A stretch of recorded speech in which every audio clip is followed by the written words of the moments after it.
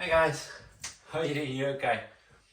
Welcome back to my channel. Today is going to be the first video of one of my series.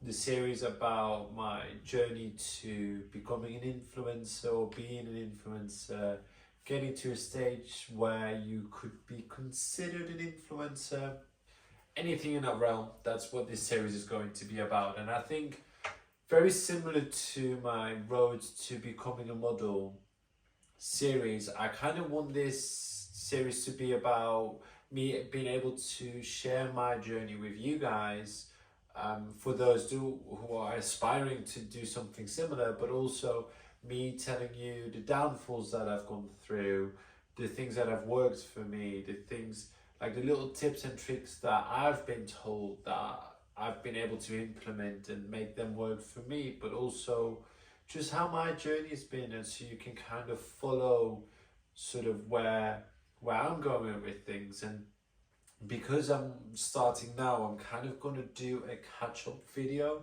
where I'm going to give you a rundown from when I decided to be serious about this to about a month or two ago, and then from that point onwards I'll be able to sort of give you stages of what I'm doing, where I'm going through, who's reposting me, who's wanting to do collaborations with me, my engagement / follower account for, you know, those who are interested in seeing that. And I kind of want to like share all of those insights. I do want to do a deep dive into my Instagram analytics at some point as well, just because Instagram is the one platform where I've got the biggest audience, at least at the moment. TikTok just doesn't seem to take off for me just yet. Maybe it's issues with consistency in posting, maybe it's because I'm not quite posting what the algorithm wants me to post. And then obviously there's YouTube, where I'm kind of playing the long game, if that makes sense. Obviously Instagram is my main sort of social presence. TikTok I consider to be one of those where I'm just present because that's where people can gain overnight, like almost an audience or success. And I think TikTok is really weird in a sense where I've just not figured it out yet. And then there's YouTube, who gives me a platform, or what gives me a platform to sort of do longer form content, which is exactly why I'm here today. Kind of giving you this explanation. So do expect for my videos for them to be at least, I don't know, 15 to 20, 25 minutes. It's going to be snippets of information. And the way I'm treating it, like I'm very well known within my friendship group for being a person that sends voice notes that are basically like podcasts. Easily send a 10, 15, 20-minute voice note. And I kind of want this to be something similar, where me videoing myself is just an addition to me sending a voice note to all of you guys. This is me sending a voice note to all of my subscribers, except there is a visual representation of me talking about it with a nice setup, and you know, that's the feeling I'm going for. So I kind of want to go back to where, like I said, where I really decided to become serious about this, and when I decided that, you know, I'm on my phone so much, on an hourly basis, but on a day-to-day sort of schedule where I'm just on that thing all the time, and I'm on Instagram all the time. And I think I saw this video the other day on TikTok or YouTube where a girl was talking about how to get good at these things, and she was literally saying that if you want to be good at TikTok, if you want to be good at YouTube, if you want to be good at Instagram, you need to consume to create. Because if you don't consume content, you don't know what works for content, you don't know what to create for content, and so you don't know what's going to work for you. And it made so much sense to me, which is, now looking back, putting it into words that way, also the reason why I don't do necessarily so well on TikTok, because I don't really consume TikTok content as much as I do Instagram and YouTube. But let me take you back. Let me take you back to the 7th of August, in 2022. There was the aftermath of Yeezy Day last year, where it's weird because I suppose when it comes to my sneakers and my footwear in general, Yeezy is what got me into the game. Obviously, I do have some Jordans here, I've got some Fear of Gods, but Yeezy is what got me into it. And so Yeezy Day very quickly approached, and I thought this is my opportunity to get the pair of sneakers that I've always wanted, which surprisingly are actually quite low on like the layout, but it's the Yeezy 700, the Azraels. From the moment I saw them, they were just, I was in love. And like obviously when I saw them, they had been released already, so for me to pay, I think I was at that point almost 500, 700 pounds, so maybe something like that, when Yeezy was still very like a low amount in circulation, I suppose.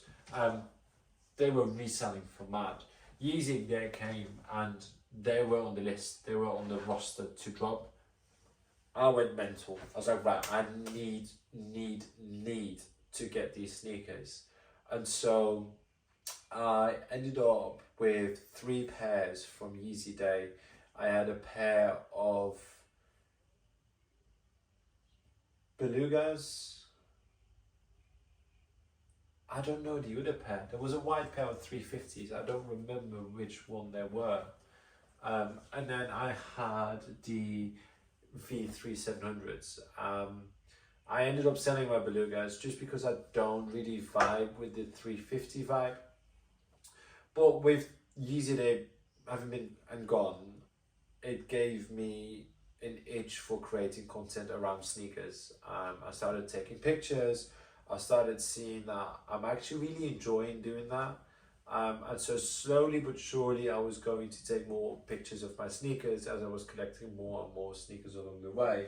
As you can see, I've got not the big, like it's definitely not one of those where you walk in and the entire wall is filled up with sneakers, to the point where it looks like a shop.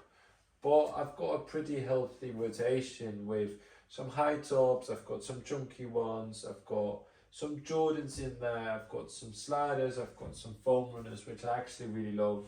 I've got these, the 700 Boost, the washed orange, which is probably one of the comfiest ones I've got at the moment. And at the time of recording this, which is the 31st of May, tomorrow they're dropping the remainder of what Yeezy and Adidas have got left from their collaboration. In the UK, at least they do anyway. I know that some of them have already dropped in America today. So I will definitely be in the run for some of those. Anyway, that's where it all started. I wanted to create content. I wanted to create more content. And over time, throughout the months of, well, obviously August, September, October, my content sort of evolved to a point where I had sort of like a free flow. I was just kind of doing whatever, and I wasn't really sure about what content I was putting out, but I was just putting out whatever. I just took pictures of my sneakers, took pictures of some of my outfits, and I think I was really finding my style at the time. And then towards the end of August, midway August, I think it was the latter end anyway, I hit 900 followers on Instagram, which for me at the time was a really big deal. And then towards the end, it was a guy who I tagged in my video about becoming a model, but I suppose the advice applied to both becoming an influencer as well as a model. Nils. Again, I'll link everyone that I talk about in the description. Nils, who is a business owner, a professional handball player, and an influencer as well, on Instagram, from Germany. And I saw on his stories, I've been following him for a while, and I saw on his stories that he was in Manchester, which to me was amazing because I'm very natural at networking. So I just dropped him a DM in the hopes that he would see it and reply, and he did. So we ended up meeting up. We sat down, we talked about all sorts, talked about him, talked about what he was here for. He was here for a meeting with Represent Clothing, the brand. We hung out, we went out for food, we went out for drinks, we did the whole lot. And I don't remember whether this was the 29th of or the 30th of December. We sat down in a bar, almost like a burger place, almost famous in the northern quarter, and we were just talking about content and my content and his content, and the advice he gave me about creating reels more so than anything else. Actually, I'll put a snippet in. If you look at this, it'll show you that Instagram really pays attention to reels, like they do so much better, because when someone starts following you from seeing a post, it'll just pop up as this person started following you. Whereas with reels, as you can see, it specifies that someone started following you from your reel. So they're really trying to push that, and I think the advice Nils gave me was about making sure that my reels are short and snappy. You know, they shouldn't really be longer than 30 seconds. That I should dive into my insights and my back end analytics of Instagram and really look at that and look at what works and what doesn't work. And I think following that conversation, I went into the new year with a clear idea of what sort of content I was going to create. So my thing on Instagram is that I work with a black and white background where my subject of the picture is in color. So whether that's me, whether that's my outfit grid, or at the time my sneaker shop, that's what I was going for. And what I did for me was create a sort of cohesive page. Not incredibly important, but it served a double purpose. If you saw the picture in and of its own, it popped out because the colors popped, because the background was black and white. So even if you were just scrolling through your feed, it would pop out. Secondarily, if you were to go to my feed, or if you were to go to my page, my homepage, you would see a page that was really cohesive, because across a week I would go for three posts. I would create a outfit grid, a sneaker shot, and a shot of me wearing the actual outfit and the sneakers. And all three would be around the same outfit. For every week I had one outfit as a theme, and then I would post a reel every now and then, but I would never leave them on my feed. I would always sort of shove them in a naughty corner under the tab reels. And that's sort of how I started posting with intention. And I love the outfit grids. It's easy content for one. It always seems to do well, and it sort of gives people an inspiration and kind of look at it and think, okay, I've got a piece similar to this, I've got a piece similar to that, and so maybe I can put them together that way. And it gives people inspiration. And after, I don't know, maybe a couple of weeks, couple of months, I started going back into my analytics, because I was serious about it, but not really. And I saw that my sneaker shots, the sort of close-up shots of the sneaker in question to sort of go paired with my outfit, weren't really doing well. Now, I'm not sure whether that was the timing. I tended to post those on Fridays, or whether it was a sneaker shot. But I asked them. I decided to go for a more of a free flow of shots, but shots of me, because they did well. And I started to post reels onto my grid as well.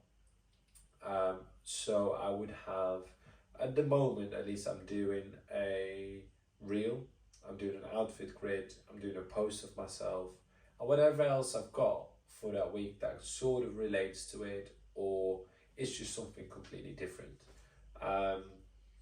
and what came in January as well, which definitely helped me with posting more regularly, is the scheduling tool.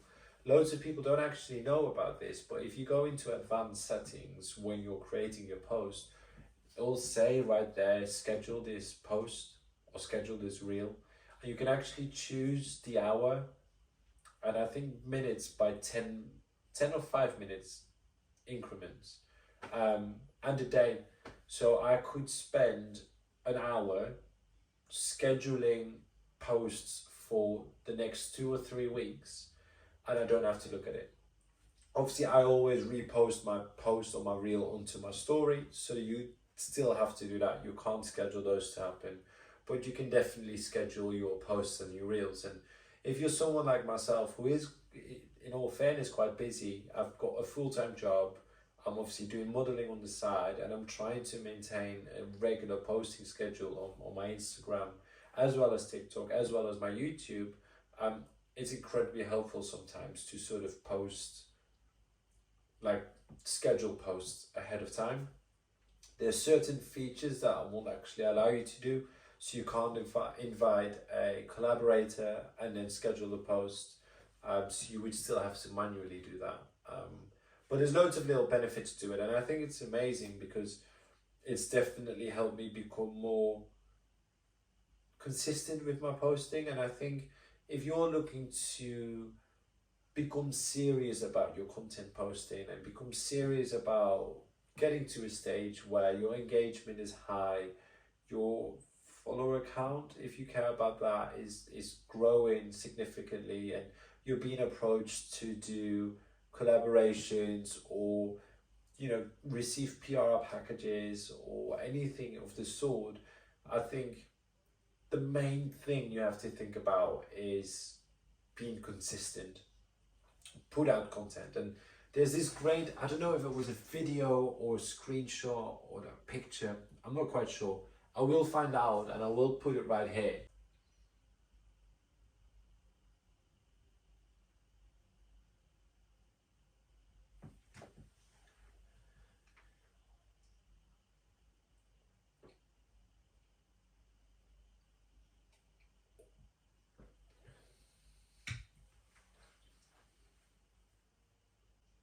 Right. And I think that's the most important thing, right? Just putting stuff out.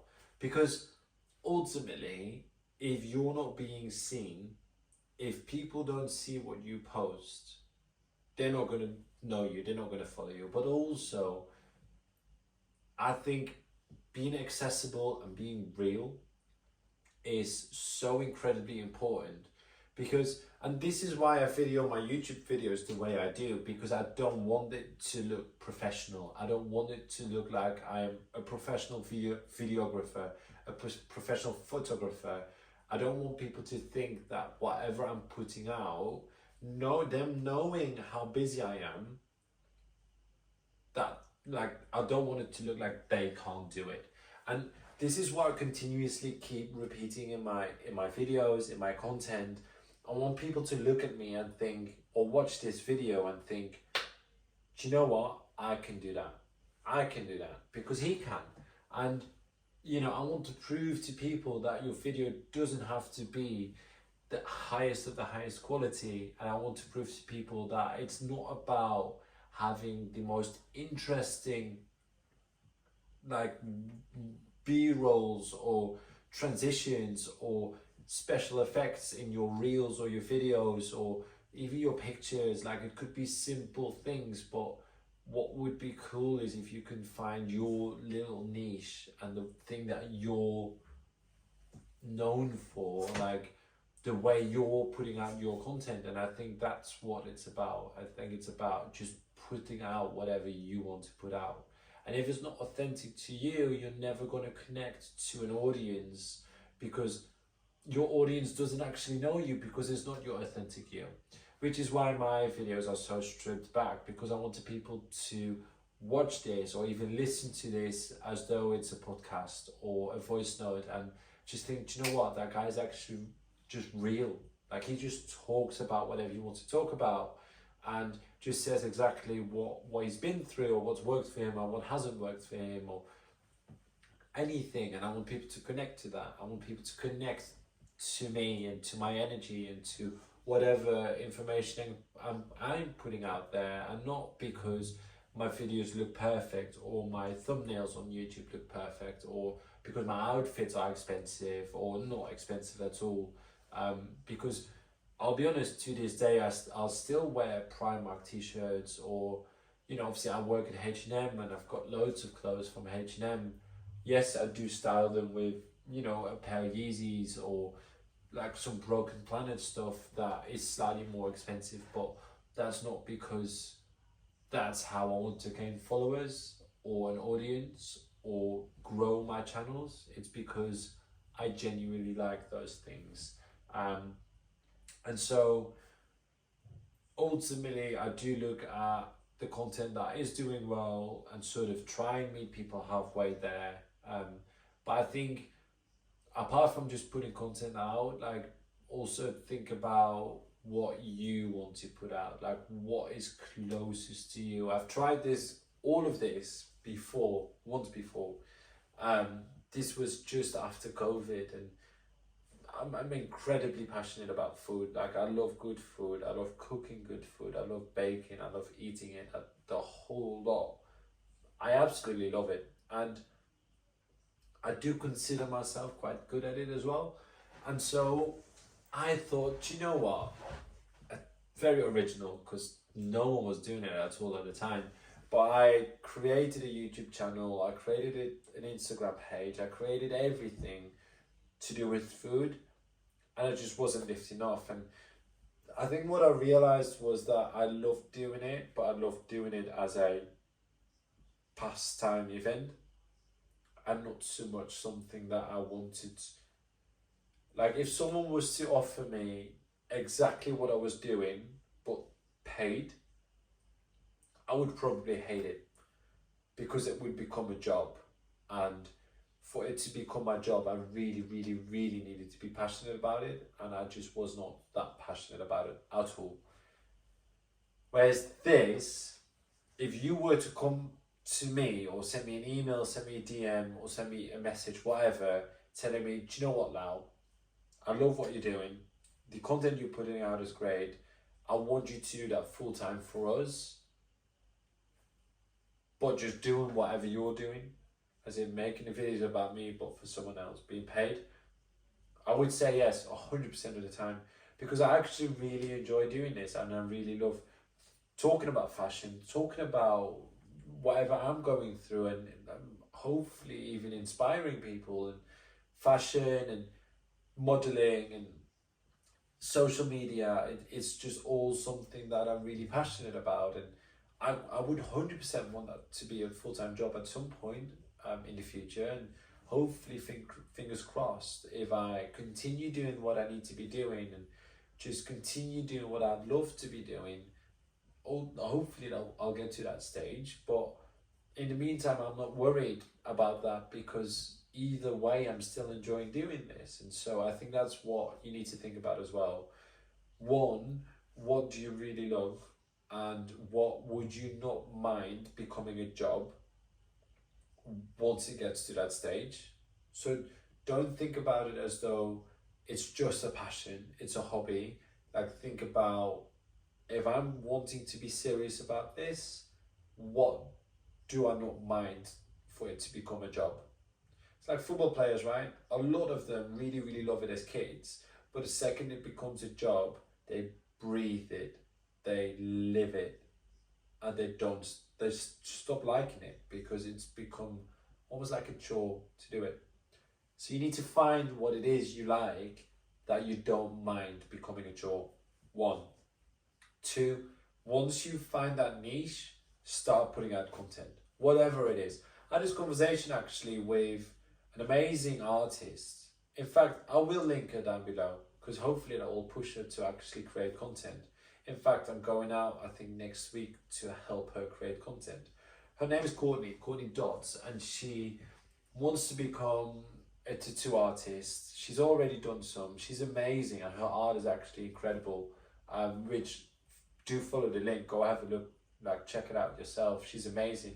And I had this conversation with her the other day where she has a bit of an account, she has a bit of a following, but she wants to do more with it. She just doesn't know how. And clearly she's created content before, and obviously she has got loads of drawings in her sketchbooks, but she's just not creating any content for it. And part of me thinks, one, are you really, really passionate about it? Because if you were, you would maybe, but also maybe it's just that hurdle is just slightly too big to sort of get into that routine. And so the conversation I had with her was about just create your content, and that way when you do feel like there's a day where you don't want to schedule content, you've got some stuff that you can post anyway.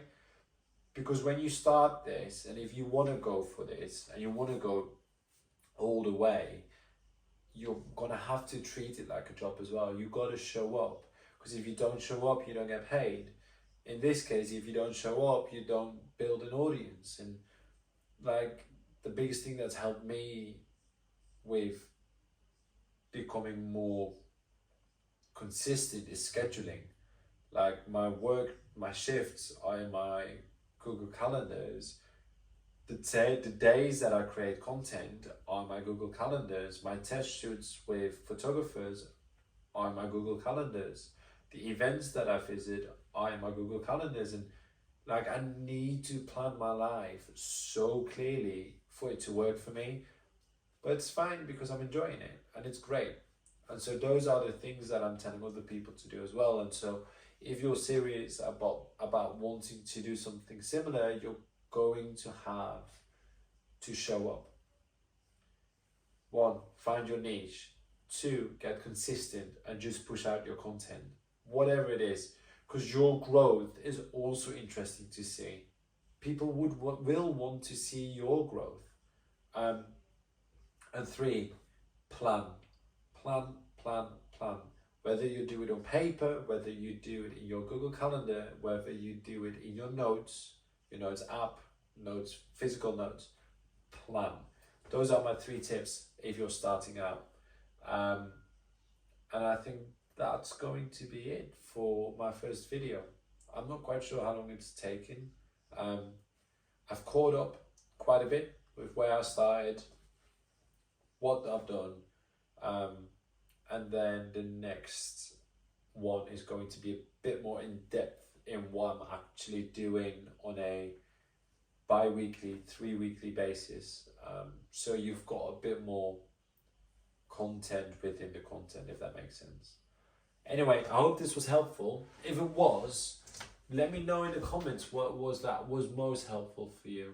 And also, like I said in the previous video that I've uploaded, with my channel being as small as it is at the moment, do like and do subscribe and comment on it. Share it with your friends if you think it's helpful for them as well, because all of those things will help me grow my audience, which then will ultimately help me put this message out to more and more people, and hopefully I'll be able to help more people along the way as well.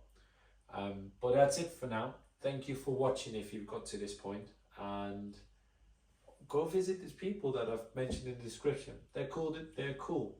Go visit them. Thanks guys. See you later.